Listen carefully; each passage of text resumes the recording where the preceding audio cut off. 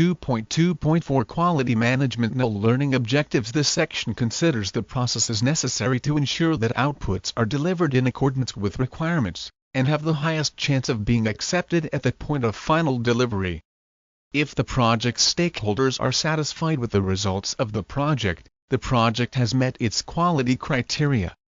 By the time you have studied this section, you will have completed the following: Learning Outcome Assessment Criteria. 8. Understand quality in the context of a project. 8.1 Define the term quality. 8.2 Outline the purpose of quality management. 8.3 Define the term quality planning. 8.4 Define the term quality control. 8.5 Outline the purpose of quality assurance. 8.6 State the purpose of decision gates, post-project reviews, benefit reviews and project audits. The term quality is defined as the fitness for purpose or the degree of conformance of the outputs of a process, or the process itself, to requirements. Null the purpose of quality management. Quality management is a discipline for ensuring the outputs and benefits, and the processes by which they are delivered, meet stakeholder requirements and are fit for purpose. Project quality management includes the processes required to ensure that the project will satisfy the needs for which it was undertaken. The project quality management system includes all activities of the overall management function, that assigns responsibilities for quality and determines the quality objectives, and implements them by means such as quality planning, quality assurance, quality control and continual improvement. Project quality management must address both the management of the project and the outputs of the project.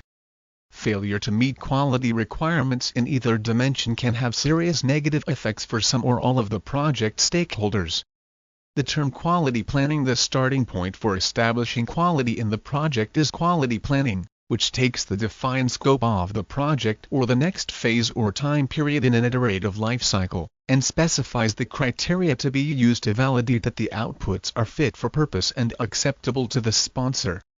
As a result of quality planning, the quality plan will be created, and is agreed with the sponsor and wider governance board, as a key part of the overall project management plan.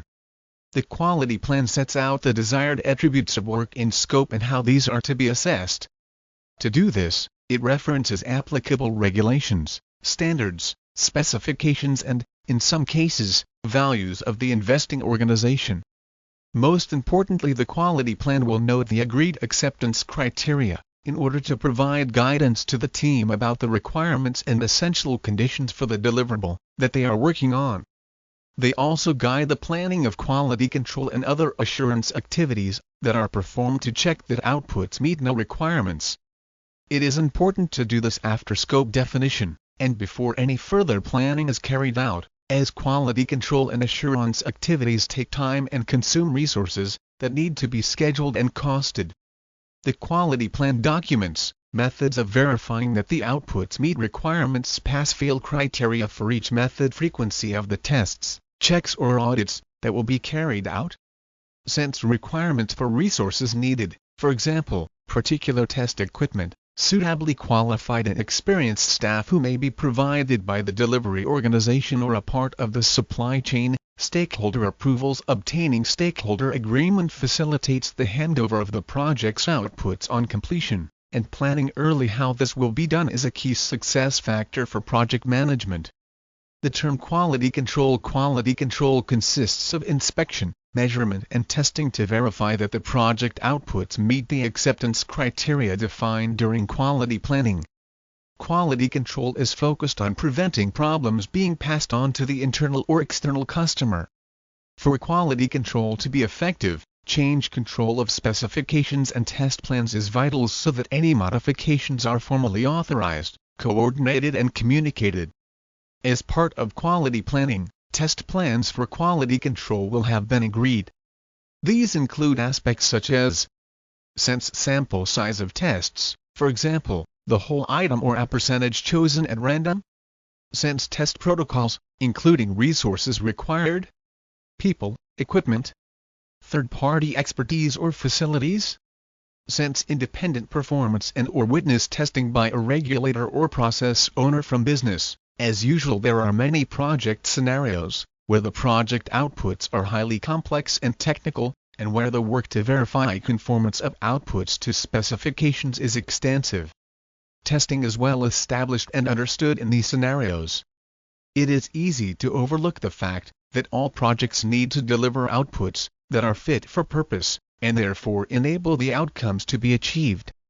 Quality control applies equally to interim or final outputs such as reports, processes, communication materials or financial models. In all quality control activities, decisions need to be made about the degree of conformance of the output or sample of outputs tested to the specification and acceptance criteria, and what action to take in the event of non-conformance. Quality control is the least flexible of the processes, as the result is pass or fail, whereas with quality assurance the processes could be followed to a degree and still deliver an acceptable output. Projects deliver a huge variety of outputs, and are consequently subject to many forms of quality control depending on the technical nature of the work and the particular requirements of individual industries. The quality control regime for the project is established by the project manager, drawing on input from relevant technical experts, rather than by reference to generic processes.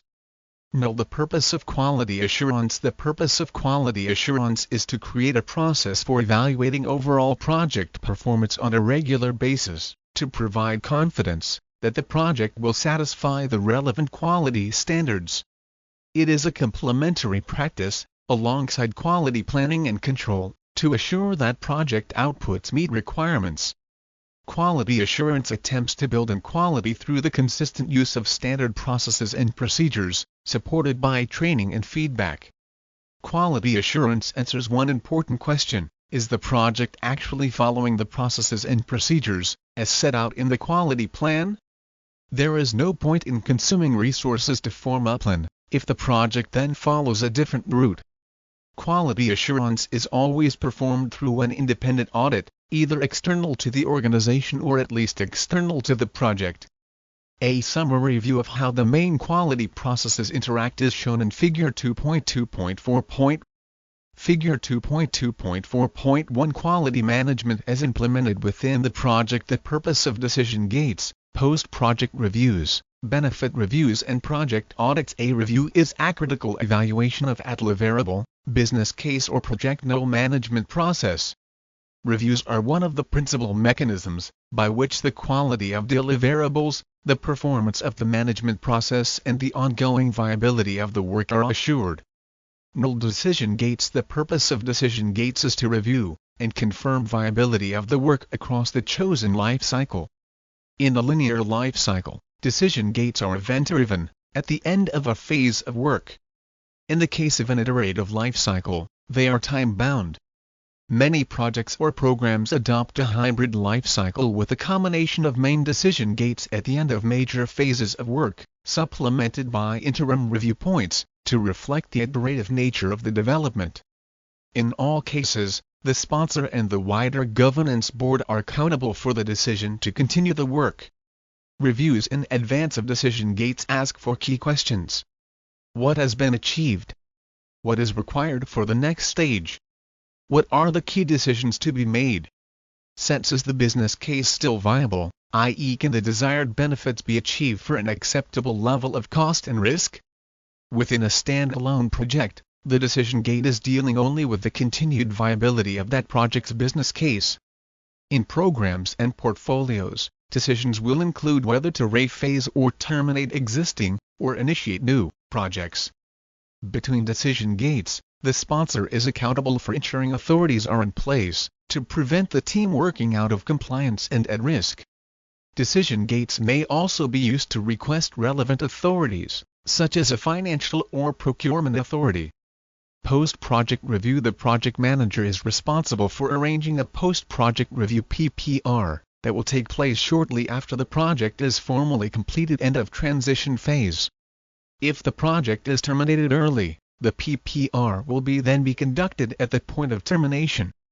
The prime objective of the null PPR is to learn lessons that may be appropriate to recommend improvements to other project management teams. A review document will be produced to describe the impact of approved changes on the project management plan and any benefits that can be assessed at this time. and to confirm that the quality of work done during the project meets the quality expectations of the customer, and is most likely to be accepted. All recommendations must be sufficiently robust for the organization to be able to act upon them. Importantly, both project management and supporting business operations should be included in recommendations for incorporating in the organization's guidelines for developing good practice for the planning and deployment of future projects. Null Benefit Review. A benefit realization review is carried out during benefits realization, and is a formal review of a program or project, typically conducted 6-12 months after handover and commissioning of the deliverables. These reviews may be repeated throughout the operational life of the product.